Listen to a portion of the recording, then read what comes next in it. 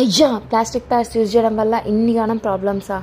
Last వరకు చూడండి. Let's start the video. Hi friends, welcome to Shiny Pads. ఇప్పుడు మనం అదర్ ప్లాస్టిక్ ప్యాడ్స్కి మన షైనీ ప్యాడ్స్కి తేడాను చూద్దాం. రెండు సేమ్ క్వాంటిటీలో వాటర్ తీసుకున్నాము.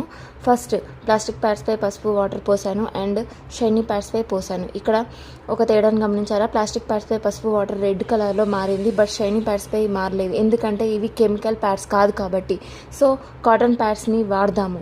మనం చిన్నప్పటి నుండి మన పిల్లలకు మనం ప్లాస్టిక్ కెమికల్ ప్యాడ్స్ని వాడటం మానేసి మనం కాటన్ ప్యాడ్స్కి స్విచ్ ఆన్ అవుదాం. ఎందుకంటే మనకు నేచర్కి కూడా చాలా మంచిది. అన్నీ మనం చిన్నప్పటి నుంచి మన పిల్లలకి నేర్పిద్దాం. ప్లాస్టిక్ ప్యాడ్స్ వల్ల వచ్చే ప్రాబ్లమ్స్ని దూరం చేద్దాం.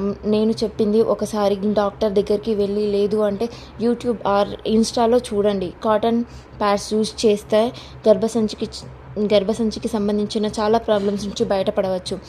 లైక్, షేర్, నేను చెప్పింది నచ్చితే comment and follow. Thank you friends. Message or WhatsApp to this contact for more details. Order now!